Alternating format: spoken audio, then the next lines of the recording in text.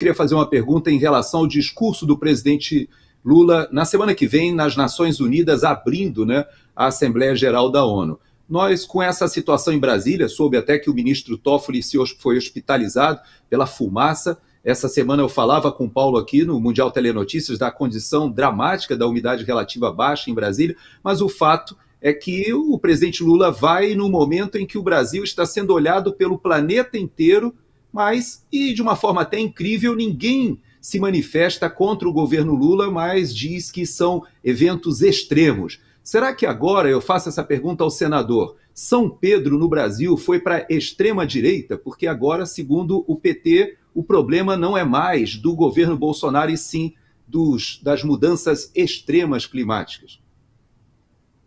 A comparação é muito ruim para o atual governo, né? Esse discurso já caiu por terra, era mais uma narrativa e a gente vê isso, né? Tem por trás disso tudo um grande interesse no financiamento de ONGs internacionais. O senador Plínio Valério fez um excelente trabalho na CPI das ONGs e mostrou claramente nisso. A senadora Damares hoje, ela toca num assunto que os brigadistas do IBAMA, e lá tem provas, vídeos, eles estão tacando fogo.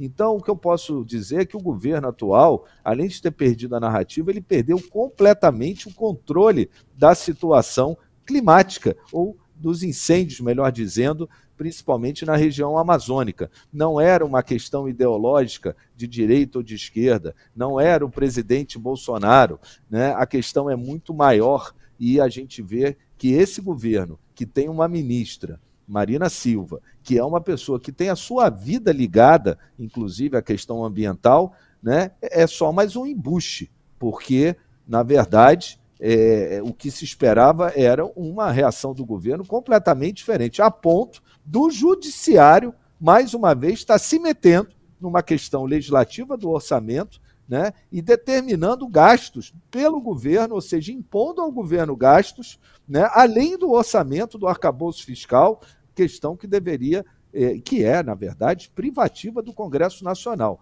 Então, aonde ninguém se entende, quem fala mais alto e tem a caneta, começa a comandar. E a gente vive hoje um governo do judiciário, e esse é um exemplo que não é só sobre o poder legislativo, é também sobre o executivo, diante de uma inércia, de uma incompetência absoluta. Eu quero ver realmente o que ele vai dizer lá no exterior a respeito. É lógico que a gente sabia que isso tudo era orquestrado e que também muitos dos ativistas ambientais vão passar pano, como se diz, para esse governo Lula. Mas eu espero que as pessoas de bem lá se elevem e tragam esse assunto à baila com críticas contundentes à atuação do governo, que nós vemos aqui, a situação é insustentável. O senador Marcos Rogério, para vocês terem uma ideia, ele tem ido de carro para Brasília, porque ele tentou ir para Campo Grande, não conseguiu embarcar da última vez, e ele está indo de carro, né? Imagina a situação, a gente está aqui na região sudeste, não tem ideia da situação que está lá. No Distrito Federal já é gravíssima a situação da seca,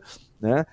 A gente provavelmente vai ter uma crise hídrica se assim continuar e não chover o esperado ou além do esperado até novembro, ou seja, as dificuldades para esse igual aumentam e a incompetência é a maior nunca antes vista.